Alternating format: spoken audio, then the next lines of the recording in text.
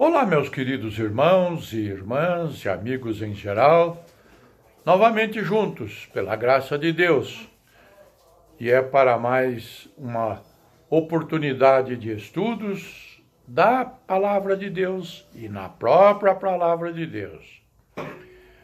Confesso que é com grande alegria que voltamos a nos reencontrar com este objetivo. Por isso recebo os cumprimentos fraternais da 8ª Igreja Batista Filadélfia de Curitiba, que é a patrocinadora deste programa evangélico, bem como de seu ilustre pastor Luiz Pedroso.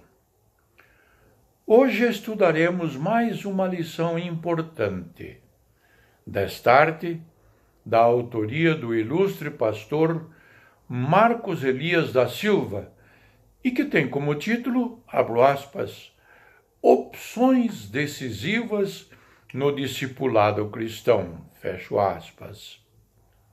Então, quais são os objetivos da presente lição?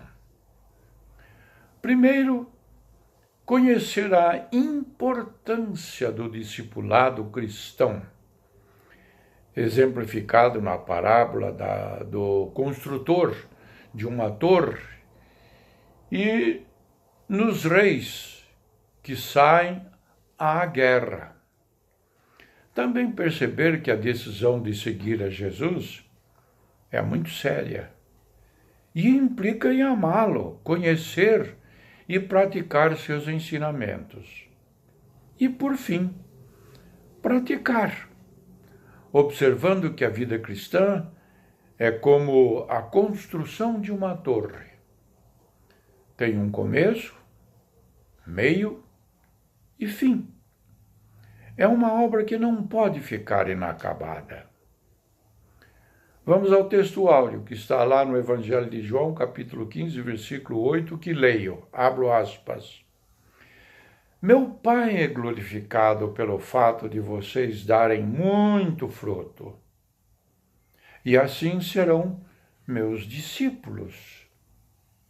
Volto a mencionar a referência. Este versículo está no Evangelho de João, capítulo 15, versículo 8. Outros textos bíblicos inspirativos. Lucas, capítulo 14, versículos 28 a 35. Abro aspas. Qual de vocês, se quiser construir uma torre, primeiro não se assenta e calcula o preço para ver se tem dinheiro suficiente para completá-la? Pois se lançar o alicerce e não for capaz de terminá-la, todos os que a virem rirão dele, dizendo, este homem começou a construir e não foi capaz de terminar. Ou, qual é o rei que, pretendendo sair à guerra contra o outro rei, primeiro não se assenta e pensa se com 10.000 homens é capaz de enfrentar aquele que vem contra ele com 20.000? Se não for capaz, enviará uma delegação, enquanto o outro ainda está longe, e pedirá um acordo de paz. Da mesma forma, qualquer de vocês que não renunciar a tudo o que possui, não pode ser meu discípulo.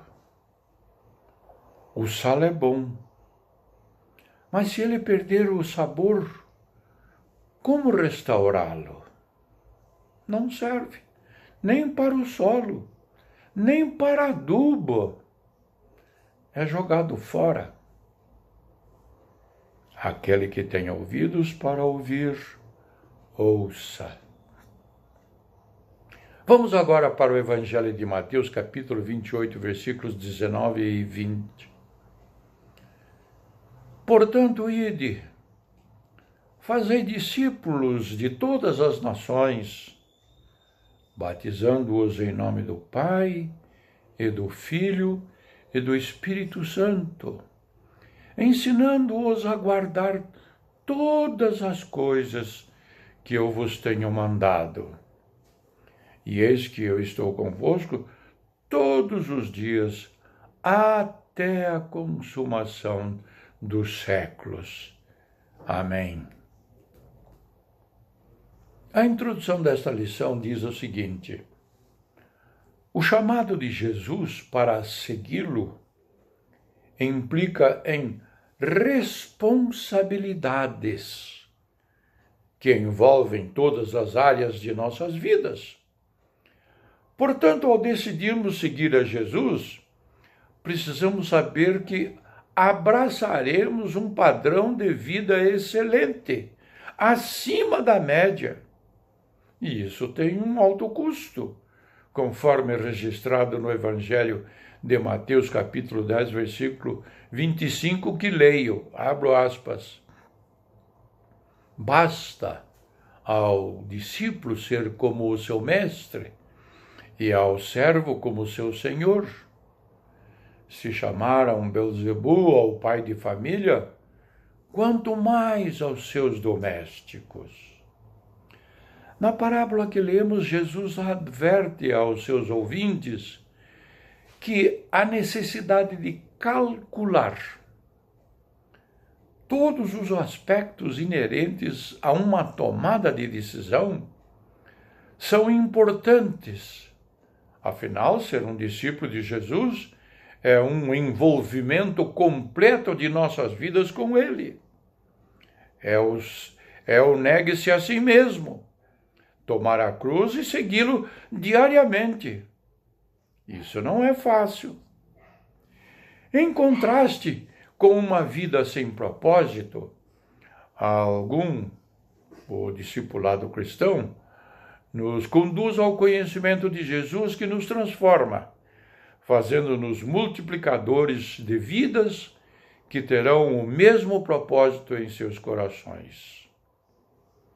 Estudaremos nesta lição algumas implicações quanto à decisão de ser um discípulo de Jesus. Então vamos para o tópico 1.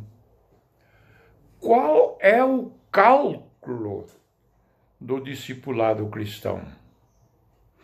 Jesus, o mestre dos mestres, usa duas figuras importantes para ajudar seus ouvintes a entenderem seus critérios quanto a ser um discípulo.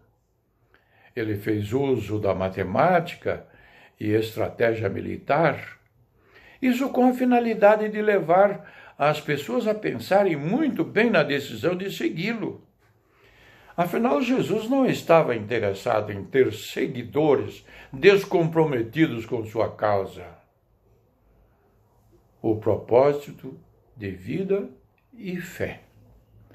Infelizmente, muitas pessoas querem seguir a Jesus sem esses requisitos propostos pelo Mestre. Porém, isso não é possível. Jesus dizia a todos: se alguém quiser me acompanhar, negue-se a si mesmo. Tome diariamente a sua cruz e siga-me. Isso está registrado no Evangelho de Lucas, capítulo 9, versículo 23. Diante destas palavras de Jesus, observe os seguintes pontos. Ponto número 1. Espontaneidade. Se alguém quiser acompanhar-me. Jesus nunca obrigou ninguém a segui-lo. Ele faz o convite e deixa a pessoa livre para decidir. Antes dessa decisão, o interessado ou a interessada saberá das implicações. Ponto número 2. Negue-se a si mesmo. Aqui está uma das maiores dificuldades na tomada de decisão quanto a seguir a Jesus. A renúncia do ego, que consiste numa luta diária contra a nossa vontade. É renunciar a tudo aquilo que mais desejamos, a fim de fazermos a vontade de Deus. Sabemos de nossos conflitos internos, a luta entre o espírito e a carne, conforme registrado em Gálatas capítulo 5, versículo 17, que leio: porque a carne cobiça contra o espírito, e o espírito contra a carne, e estes se opõem um ao outro, para que não façais o que quereis. O que está contida na afirmação negue-se a si mesmo é que o nosso ego, por vezes tão forte e imponente, deva submeter totalmente a obediência à palavra do Senhor, a fim de que ele cresça e nós diminuamos, conforme registrado no Evangelho de João, capítulo 10, João capítulo 3, versículo 30, que leio. Jesus diz a um mestre de Israel que ele não entende certas coisas e que as pessoas não acreditam no testemunho de Jesus. Terceiro ponto, tomar a cruz. Essa expressão era muito conhecida nos tempos de Jesus. Significava tornar público e notório sua condição de vida. Somente carregava a cruz alguém que fora condenado e, portanto, merecedor de tão cruel pena. Isso era humilhante, pois à vista de toda a comunidade o condenado carregava o instrumento de sua própria morte.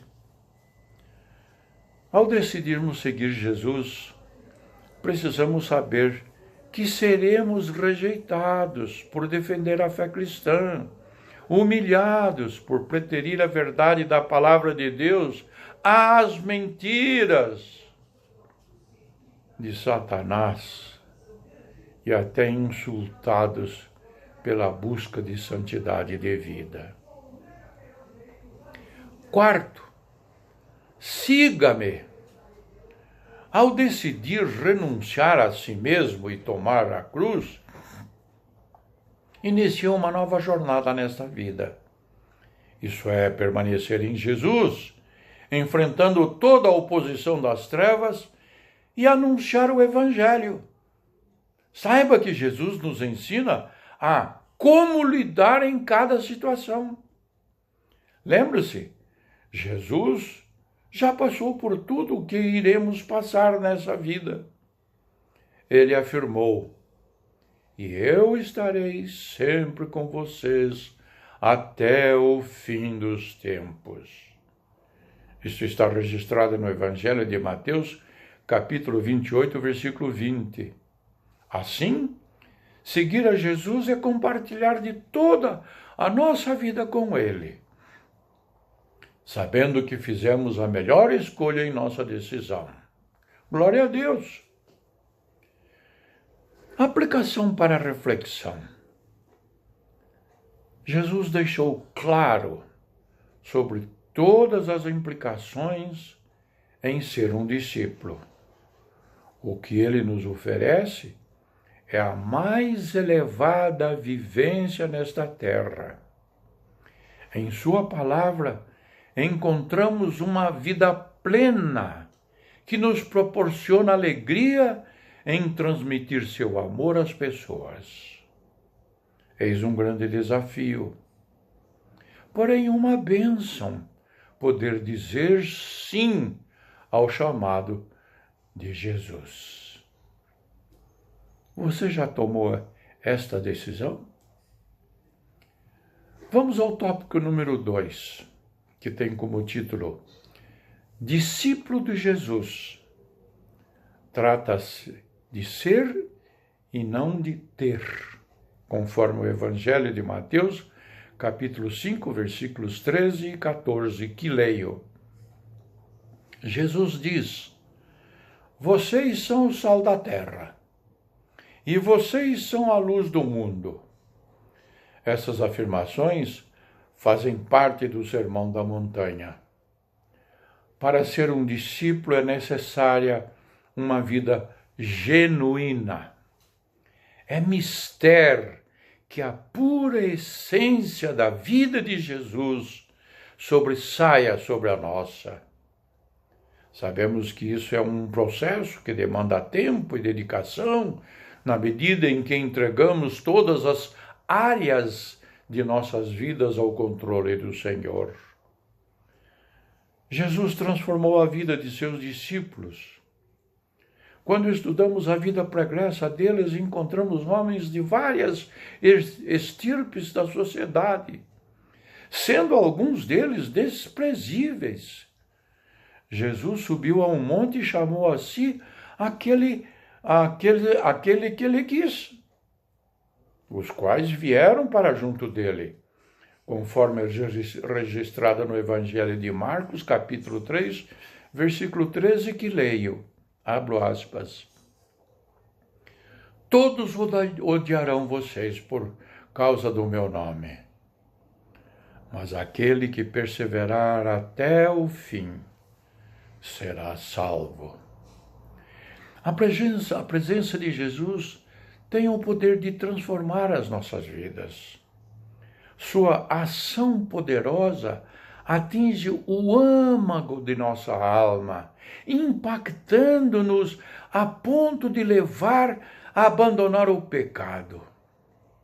Seu poder faz com que todas as nossas resistências caem diante de seus pés. Quando Simão Pedro viu isso, prostrou-se aos pés de Jesus e disse: Afasta-te de mim, Senhor, porque sou um homem pecador. Isto está registrado no Evangelho de Lucas, capítulo 5, versículo 8.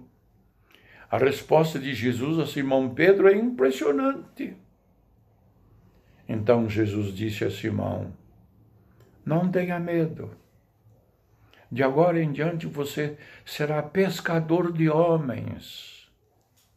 Isso está registrado no Evangelho de Lucas, capítulo 5, versículo 10. Somente o poder de Jesus pode transformar nossas vidas. À medida que andamos com o Mestre, crescemos e amadurecemos na fé. Conforme registrado no Evangelho de Mateus, capítulo 11, versículos 29 e 30, que leio, abro aspas, Tomem sobre vocês o meu jugo e aprendam de mim, pois sou manso e humilde de coração, e vocês encontrarão descanso para as suas almas, pois o meu jugo é suave e o meu fardo é leve. O discípulo está sempre e terá áreas da vida que precisarão ser transformadas para melhor transmitir o amor de Deus. É o Espírito Santo que faz essa obra, à medida que permitimos sua ação em todas as áreas de nossas vidas. Assim, o Espírito Santo produz o seu fruto, conforme registrado em Gálatas, capítulo 5, versículos 22 e 23, que leio, abro aspas.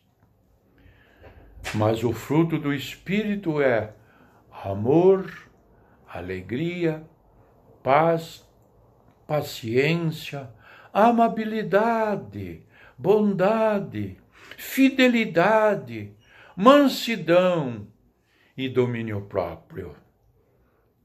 Contra estas coisas não há lei. Muitas pessoas desejam, em primeiro lugar, ter as condições para depois fazer a obra do Senhor. Mas Jesus nos ensina que, em primeiro lugar, Ele deseja toda a nossa vida entregue em suas mãos. Assim Ele irá nos transformar, usar e nos conceder suas bênçãos, que poderemos repartir com outras vidas, conforme registrado no Evangelho de Marcos, capítulo 8, versículo 35 e 36, que leio, abro aspas. Pois quem quiser salvar a sua vida, a perderá. Mas quem perder a vida por minha causa e pelo Evangelho, a salvará. Pois que adianta ao homem ganhar o mundo inteiro e perder a sua alma? Aplicação para a reflexão. O sal tempera, conserva e provoca sede. Jesus afirmou que somos o sal da terra. Como seus discípulos, precisamos, através de Jesus, influenciar as pessoas, transmitindo o Evangelho. De que forma temos feito isso? Nossa presença tem tornado o ambiente em que vivemos melhor? Temos provocado sede de Deus nas pessoas? Pense nisto. Vamos ao tópico terceiro, que diz a obediência à ordem de Jesus. A grande comissão, conforme registrada no Evangelho de Mateus, capítulo 28, versículos 19 e 20, que já lemos, é um imperativo de Jesus a todos nós. O discípulo aprende desde o início que foi chamado pelo Mestre para proclamar o Evangelho a todas as pessoas, em todos os lugares e ocasiões. As agências missionárias têm feito grandes esforços, investindo em recursos humanos e financeiros, com o propósito de alcançar o maior número de pessoas no mundo. Isso é bom e louvável, e tenho certeza de que cada um de nós tem contribuído para isso. Porém, podemos e devemos fazer mais para a obra de Deus nesta terra.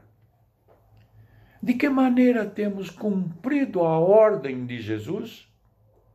Um dos aspectos importantes no discipulado é o fato de trabalhar com uma pessoa, investindo tempo e transmitindo o conhecimento da palavra do Senhor.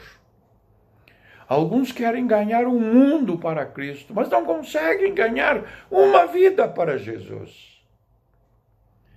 Discipulado é relacionamento com o propósito de andar ao lado para ajudar, é estar próximo, ajudando a pessoa a crescer na fé e no conhecimento de Deus.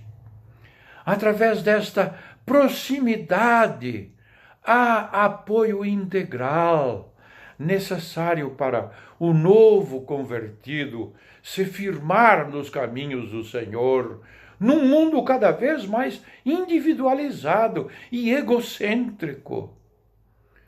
O discipulado quebra este paradigma, atraindo as pessoas à comunhão da igreja, onde encontra acolhimento. O desafio continua sendo grande. Precisamos renunciar a muitas coisas para realmente obedecer à ordem de Jesus. O mundo sem Cristo está em grande angústia e sofrimento. Vidas sem direção sofrem nas garras do inimigo que rouba, mata e destrói. Lembre-se de que um dia Deus usou alguém para te acompanhar nos primeiros passos da fé. Agora, firmado nos caminhos do Senhor, devemos ajudar aos novos convertidos com amor e dedicação. Saiba que esta vida na qual hoje estás ajudando poderá ser um grande instrumento nas mãos de Deus. A verdade é que o nosso trabalho não é vão no Senhor. Vamos a uma aplicação para a reflexão. Até onde tem ido o nosso envolvimento com aquelas pessoas que estamos ajudando na fé? O que podemos agregar a fim de acompanhá-las mais de perto. Investir numa vida para levá-la para mais próximo de Deus é uma das melhores decisões que podemos tomar.